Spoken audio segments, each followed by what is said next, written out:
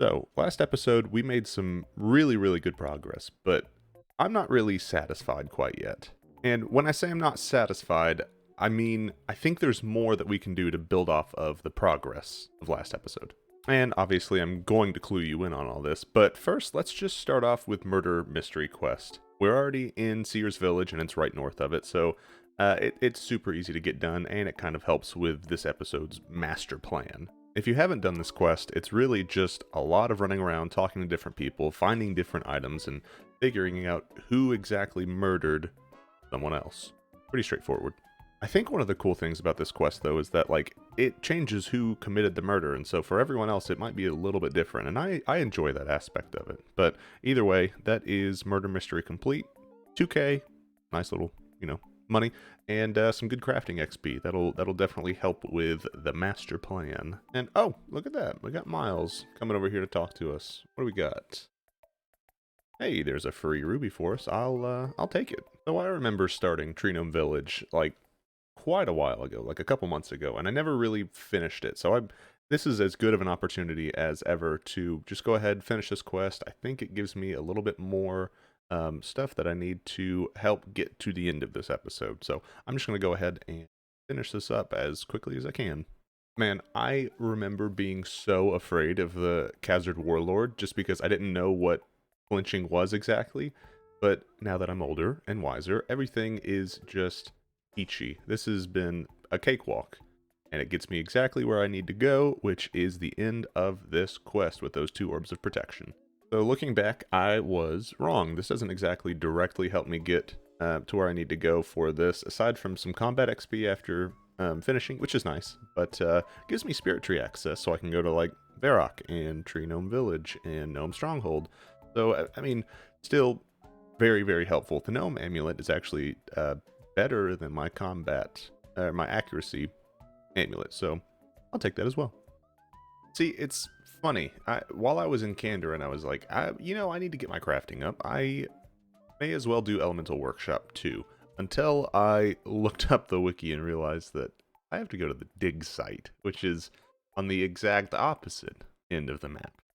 So I'm headed out here, but then I'm going to head back to Seer's Village, and we're going to try to get my crafting level up a little bit with Elemental Workshop 2. You know, I'm pretty sure this is one of those quests for me that I never actually got to do when I was younger, so I'm fairly certain I'm doing this for the first time, and if that's the case, you're probably just going to have to bear with me a little bit, and hopefully I'll be able to get it done in reasonable time. You know, generally, the second quest in a line is like the harder one. It's the one that, you have to kill more enemies, and it's a lot more tedious to do. The tedious part's true here, but mostly just a lot of running around. I wasn't really expecting that, to be perfectly honest. How about we go ahead and smith this mind helmet and call it a day. There's Elemental Workshop 2 complete, a ton of crafting and smithing XP, which means, hopefully, it'll get me to, well, 39 smithing. I'm never going to complain about that. And 38 crafting, which is getting me a lot closer to my goal. So, I think it's time for maybe a little bit more questing. Let's find out. Alright, next up for the day is a quest that doesn't really affect much of anything, but gives me some more crafting XP. So I'm going to go ahead and start the Observatory quest. Shouldn't take me too long at all. I was hoping to get a different sign that give me more XP, but hey, okay, I'll take some water runes, why not? And that wasn't enough to get me another level in crafting, I don't believe. I did have to get my crafting up to do some glass blowing, so I got another level. But let's, since I did all that glass blowing before, how about we just capitalize on that, do a little bit more, try to get the crafting level up 1 or 2 more levels. Yeah, I don't miss this grind. You throw away your money, you get a billion buckets that you don't ever really plan to use again, and then you make glass stuff that you'll also never use. But hey, you gotta do what you gotta do when you're trying to, fill out the master plan. Ran out of glass, so I had to head back to Port Phasmatis, but hey, there's 41 crafting for us. I am almost there. I'm gonna finish this inventory, and then I'll explain a little bit more about what I've been trying to do. I'm sure it's probably all over the place, but trust me, there's a reason. And with this last partial inventory of glass blowing, it's going to get me almost to level 42 crafting. Not quite there, but like I said, there is a reason. So how about we hop out of the bank and then let's make our way down to Lumbridge. What do you say about that, huh? Now, based on what I have in my inventory, I'm sure you're like, wait, hold up. I think I know what he's doing. But it might seem kind of odd because what I'm doing here is starting Recipe for Disaster, which, if you know, is one of the highest tier quests in all of RuneScape. Definitely one of the most complex. And I am obviously way too low of a level to do that. But if you didn't know, some of the mini quests in Recipe for Disaster are actually fairly doable, and they give me access to a really special piece of equipment, or chest that gives a lot of equipment. And by beating a bunch of these easier mini quests in RFD, it actually lets me get some combat gloves that are going to be way better than what I currently have, which is just classic leather gloves. And so now I'm actually going to go ahead and save 3 of the, I think 7 or 8 people that are trapped here, and I'm going to get myself some gloves that actually have, at least a little bit of combat stats. Whenever I get the time, I'll do more of these and try to build up those, because obviously Dragon gloves and Barrow's gloves at the end of this are going to be the best, but, these first 3, the Dwarf, the Goblins, and Pirate Pete, are definitely going to be easy for me to do, so I can get some extra combat upgrades, and maybe increase my max hit by 1 or 2.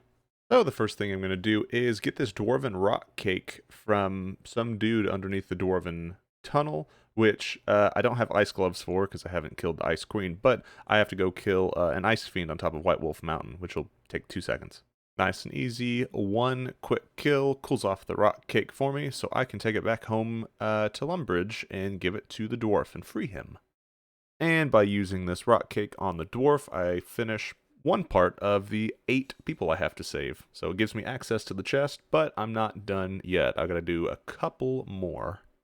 And next up is to head downstairs into the kitchen, because I have to free the goblin generals. And literally all I have to do here is mush a whole bunch of random crap together and give it to the goblin cook. He's gonna think it's just absolutely delectable.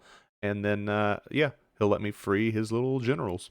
One giant bowl of slop later. What do you say we go ahead and feed this slop of compromise, I love the name, to the generals, getting us some cooking, crafting, and farming XP even, so that's actually pretty nice. But that crafting XP, well, from 1 we got 12 farming, which is great, because I hate doing that. But we got the level 42 crafting, which lets us make the fish bowls, which then lets us save Pirate Pete. He's going to be the 3rd one up. And here we are, coming at you from the sea bed. I don't think we ever really get to do this all that much. Maybe, is it the Great Brain Robbery? Other than that, there's not really any reason to ever go underwater, so this is actually kind of a nice change of pace. Now that I think about it, I wonder if these quests were meant to be done in the way that I'm doing it, one at a time, slowly as you grow the account. Because a lot of people, in my experience, just wait till you can do the entirety of it, and then do the entirety of it. But I like this. It adds some complexity to the quests, adds some, different progressions, and makes you want to get better so you can solve the next part or save the next person. I'm here for it. I am. And now that I have sufficiently burned one of the 3 that I brought, this is why you bring extras, just in case, I think it's time to save our good old buddy Pirate Pete. Oh, don't eat it, use it. There you go. And bingo. Freed Pirate Pete, got a whole bunch of XP, which is great, and then got that increased access to the chest down in the basement, which here in just a sec, I will show you exactly what I've been waiting for. And so by opening the chest here, you can see that I've done some of these quests, so the hard leather gloves, bronze, iron, and then finally we've got our steel gloves. So I'm going to buy myself a pair, because look at this. Watch. Put these on. You get the attack bonus and the melee strength bonus, which is what I'm looking for. So this is way better than those classic leather gloves that I've been using for, however many episodes. I think we're in a better place. This is definitely going to be helpful for, getting us to where we need to go. There's 53 agility. So I knew it was time to upgrade some more things. Obviously, gloves aren't enough, and one of the things that I love getting whenever I play RuneScape is a Berserker helm. So I obviously went and did the agility pyramid for a little bit so I could get some cash up and get myself one of these big bad boys. This Berserker helm is going to be, gosh, it's going to be so helpful. Again, this is all towards upgrading my max hit, making us more combat oriented. Just look how sexy that is, too. Alright, so the very last thing that I want to do before starting this combat grind here is to get a pair of climbing boots. I know that that's not typical, but these climbing boots are probably some of the best that I can get for a hot minute. And so I have to do Death Plateau. This is an easy quest to do. It takes a little bit of running around, giving away some stuff. But yeah, by the end of this, I should have another couple of strength points added on via the climbing boots themselves. Man, part of me just wishes I could steal these boots mid-quest and just be on my merry way, but I know I have to finish it, so. Just about done with this quest. Finishing Death Plateau isn't enough, though. Great news is I got some attack XP and some claws and all that fun stuff, but now I have to head back to a Sherpa real quick and then actually go buy the pair of climbing boots themselves. Damn, look how sexy those claws are, too. Hello, Mr. Tenzing. How about you give me a pair of good old-fashioned climbing boots? And I promise you that is the last time I am going to use the words climbing boots. Alright, I'll make you a deal. If you promise not to judge me for coming back to sand crabs, I promise to do my best not to keep coming back to this and actually rely on other things like Slayer and, actually getting out there and doing shit just so I can get my combat up. This is hopefully the last time I'll need to do this. All I'm trying to do here is get my attack and my strength up to 65. I want to get in the Warriors Guild so bad that I'm willing to just AFK it, even though it's probably, the least enjoyable way, especially from your end. So, just don't hate me too much, man.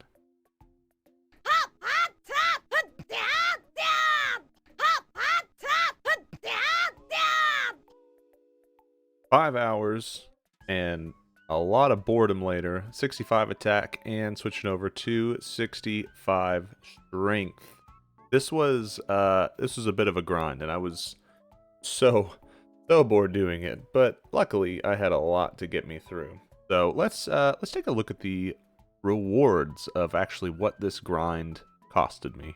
So as it turns out, these sand crabs actually drop a fair amount of caskets, and then I got an easy clue scroll. So I'm gonna break up the monotony of what I've just done for the past 5 hours, and I'm actually gonna go solve this clue scroll real quick.